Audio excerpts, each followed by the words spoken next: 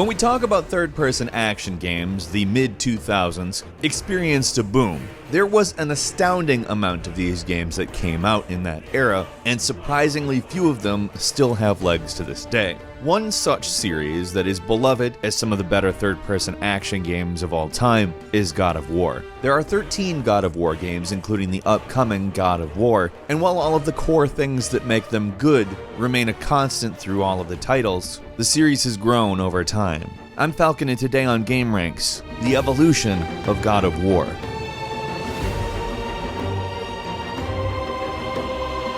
The original God of War was released in 2005 to the PlayStation 2, which might be a little bit difficult to believe on account, in all honesty, the game still holds up today. You could play it in 480p, progressive, widescreen, and it did indeed have very advanced graphics for the time. For instance, the character model of Kratos was actually really good, as were the environments and even the textures for the time. And it needed to be as good looking as it is to be what it is, because a large part of God of War was just how epic it was in scale. The game used a fixed camera system, so at every moment you always saw exactly what they wanted you to see, and this helped make the storytelling be as effective as it was. It had a very interesting and enjoyable plot, but it was told in a way that honestly would probably be looked at as fairly minimalist today. God of War managed to tell a very interesting story without being massively in your face, always talking about what's next or what's happening.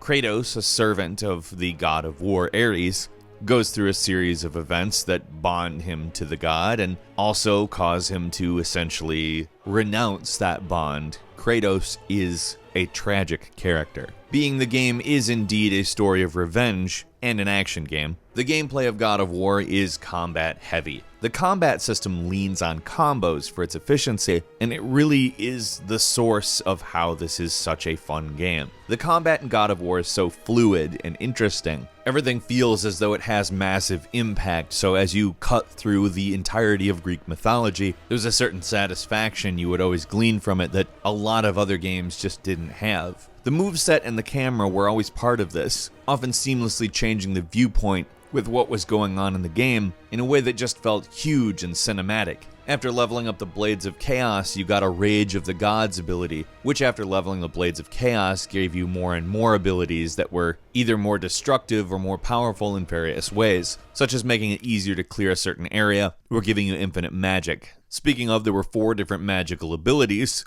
and a couple of other weapons, all of which would need to be utilized for big cinematic boss fights that incorporated QTE events in a manner that was actually interesting. All of these elements came together to create a remarkably memorable experience, and to make something that stuck out so much in, like I said, a field of action games that seemed endless, generic, and continual. It just was really neat to see something like this.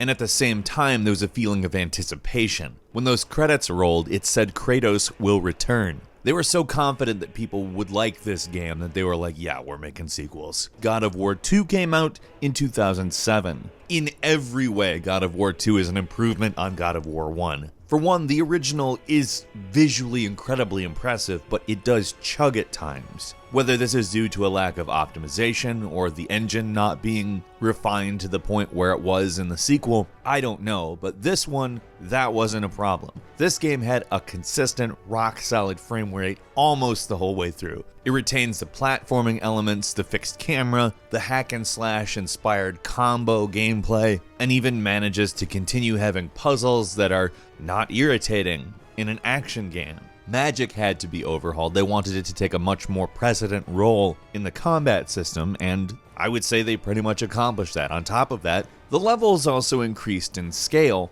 at times bordering on the ridiculous. God of War 2 was in many ways a proper farewell to the PlayStation 2, a swan song, a display of everything that could be done with the PlayStation 2, finally lived up to, and is in every way a better game than the first. God of War Betrayal was a mobile game that was 2D, and in some ways it was very cool, but it also had fairly wonky controls because this was not the era of phones that we have today. This was a Java game, and for what it was impressive, but not in the way the rest of this series is. The following war, God of War Chains of Olympus, made it to the PSP, which echoed a lot of the gameplay improvements of God of War 2 over God of War 1. The graphics were actually pretty fairly comparable to the PlayStation 2 games. It took place before the original God of War, and the story it tells isn't one that's essential to knowing the overall arc.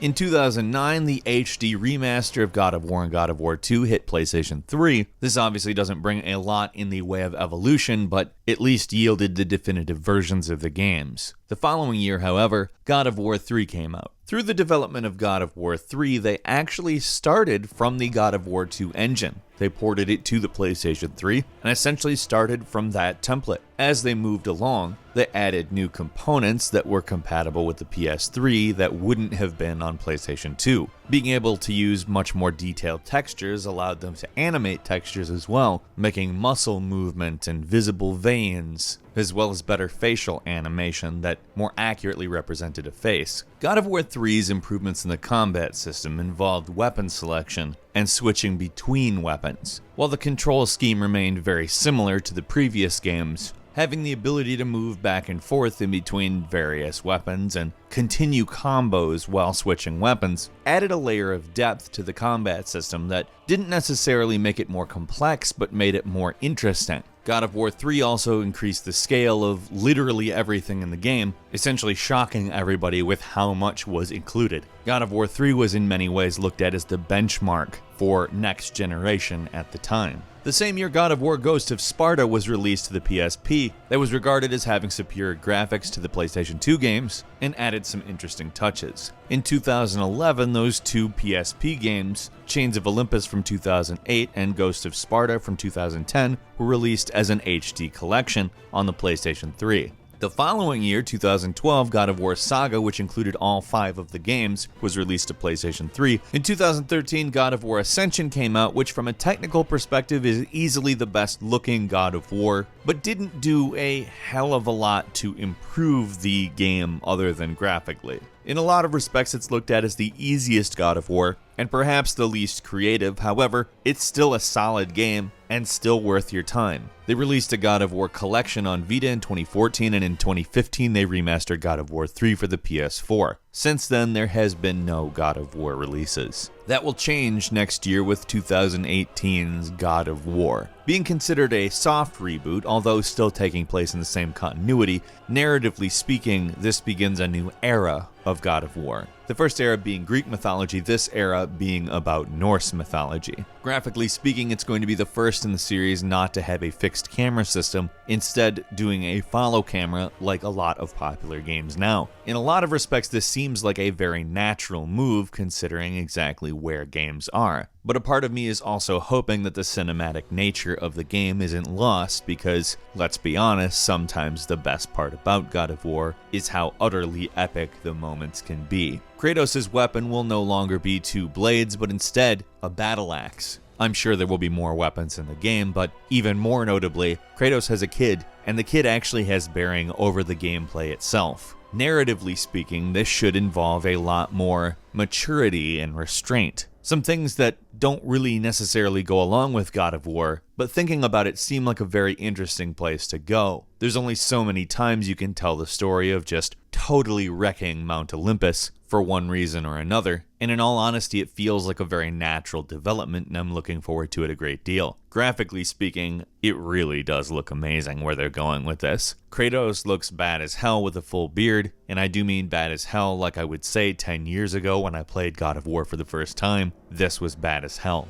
Knowing what Santa Monica Studio is capable of, the belief I hold is that God of War on the PlayStation 4, or is also being referred to as God of War 4 because it's the 4th mainline game, my belief is that it could end up being the best of the series and its changes. It could end up being a narrative triumph. it could end up having a much better combat system with more depth, nuance, and yet still retaining that epic feel. But I can't tell you that because it's obviously not out yet. It won't be out until 2018, and I can tell you this, it is easily one of my more anticipated games because it looks like it's probably going to scratch the itch that we all have for more God of War as well as take some risks. And there's nothing I like more than game developers taking risks. That's what creates new stuff that we all want, and I want to play this game. What's your favorite God of War game, and what are you looking forward to the most in the new God of War? Let's meet in the comments and have a discussion. If you enjoyed this video, please click like, and if you're not subscribed, now would be a great time to do so. We upload brand new videos every day of the week, and the best way to see them first is, of course, a subscription. As always, we thank you very much for watching this video. I'm Falcon. You can follow me on Twitter at Falcon the Hero,